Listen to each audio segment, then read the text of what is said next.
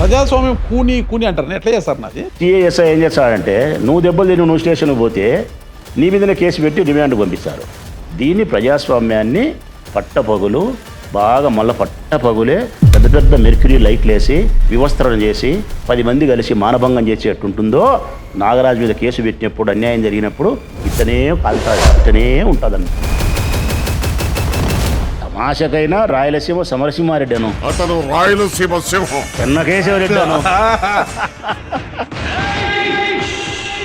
నా ఇష్టము, నాకు సినిమా ఫేవరెట్ నా చిన్నప్పుడు ఎన్టీ రామారావు. జాబిలితో చెప్పనా ఎన్టీఆర్ డాన్స్ కూడా వేస్తారా ఇంకా?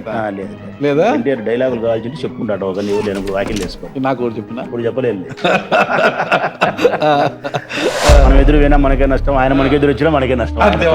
మరి అంత తెలిసిన మీరు మీ నోటితోనే బాలిగాడు ఏం మాట్లాడతాడంటే, ఎందుకన్నారు? జగన్మోహన్ రెడ్డి అనే వ్యక్తిని ఎవరైనా ఈ భూమండలంలో అనవసరంగా మర్యాద ఇవ్వకుండా వాడు వీడు సైకో అనే చెడ్డ పదాలతో అగౌరవించి మాట్లాడితే తప్పనిసరిగా నేను స్పందిస్తానన్నా.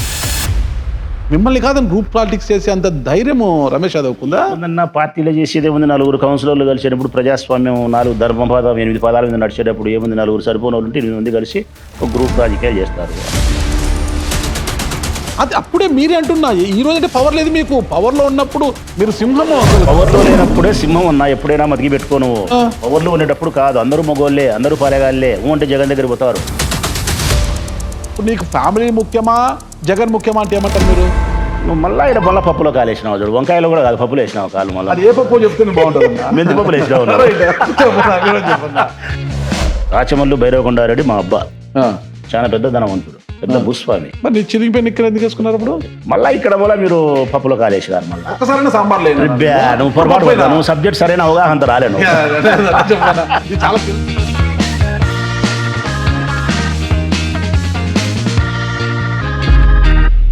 విజయమ్మ మీరు ఆదేశించండి, జగనన్న ఆదేశిస్తే ఈ ధనం తల కోసుకుంటా, తృణప్రాయంగా నా ప్రాణాలను ఇచ్చేస్తా అన్న కదా, ఆత్మహత్య కాదా?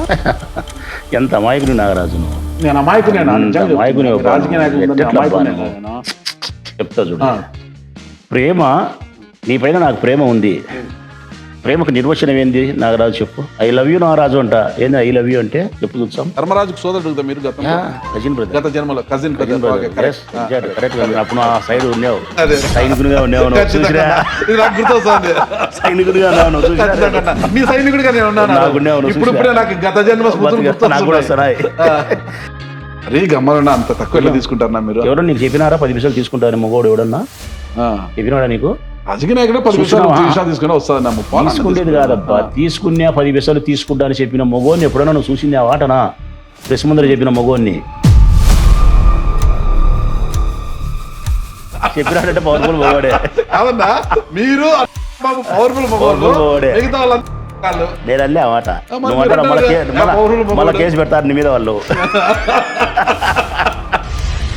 55 కోట్లు ఖర్చు పెట్టినా ఎలక్షన్కి, ఎన్నికల నియమాలని. అవన్నీ ఎందుకు లోతుకు ఎందుకు నా అవసరము? ఖర్చు అయిపోయింది. అందరూ పెడుతుంటారు, చేస్తుంటారు. ఎన్నికల కమిషన్ లేదు, బొసారం లేదు, ఏంది అందరూ పెడతాను. నేను కొని పెట్టింది జగపై జైలు ఎవరు వద్దన్నారు, వద్దన్నావా? ఈశ్వరునికి చెప్పినా, మా అమ్మకు చెప్పినా, నీకు చెప్తాను. మళ్ళీ మా అమ్మ బ్రతికిందంగా చెప్పినా మా అమ్మకు జన్మని ఇవ్వాలా. నేను ఆడదానిగా పుట్టాలా, మా అమ్మను మళ్ళీ నేను కనాలా. ఆ పురిటి నొప్పులు పడి మీరు కంటేనే ఆనందం. ఈశ్వరుడు అనేవాడు ఉంటే అంతటి భాగ్యం నాకు ఆయన ఇస్తే అప్పుడుగా నాకు రుణం తీసుకోండి.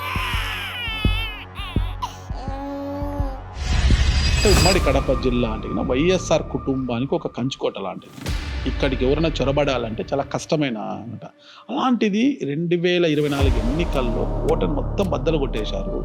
ఎలా సాధ్యమైందంటారు? అదంతా కూడా పార్టీ వాళ్ళకు చేయాల్సినంత మేలు చేయకపోవడం వల్ల ఒక నష్టం జరిగింది. ప్రజలకు చేయాల్సిన దానికంటే ఎక్కువ మేలు చేయడం వల్ల మరో రూపంలో నష్టం జరిగింది. ఇక్కడ తక్కువ చేస్తే ఒక నష్టం జరిగింది, అక్కడ ఎక్కువ మేలు చేస్తే ప్రజలకు ఒక నష్టం జరిగింది. ఇది జగన్మోహన్ రెడ్డి గారు తెలుసుకోలేకపోయినారు. రియల్ ఎస్టేట్ భూములు వాటి మీద కూడా కొంత పవర్ చూపిస్తున్నాడు అన్నా కూడా ఎక్కడో చిన్న సందు దొరికినా కూడా కేసులు పెడతారు కదా. ఇప్పుడు చిన్న చిన్న వాటికి కేసులు పెట్టేస్తారు. నన్ను కానీ, నా బామర్దిని కానీ, మా అన్నని కానీ అవినీతి విషయంలో మా తలలో ఉండే తెల్ల వెంట్రుక కూడా పీకలేరు. ఇదే రాసి పెట్టుకో. తెల్ల వెంట్రుకలు ఉంటే పీక్తారు అసలు లేవు నా రంగు వేసుకున్నాలేబ్బా. రంగేసుకుని తెల్ల వెంట్రుకలు పీకండి అంటే ఆడించి పీక్తారు నా వల్ల. పోతాయిలే ఒక వారం ఉంటే పోదా. గింపలకి గింపలకి ఆడని ఉంటాయి లేబ్బా, మీ సంఘాన్ని ఆయన ఎవరో ఉంటారులే. అయ్యి కూడా పీకలేరు. తెలుగుదేశం పార్టీ జెండా పట్టి నా మీదకి ఎవడు వస్తాడో వాడు నా రాజకీయ ప్రత్యర్థి. వాడు పెద్దోడా చిన్నోడా రాజకీయ దురంధ్రుడా అనేది నేను చూడను. ఎవరితోనైనా సరే ఎవరైనా సమానమే. రాజకీయ ప్రజాక్షేత్రంలో మల్ల యుద్ధానికి మల్లు సిద్ధమని వేసుకోలే. ఓకే సూపర్ అన్న ఇది.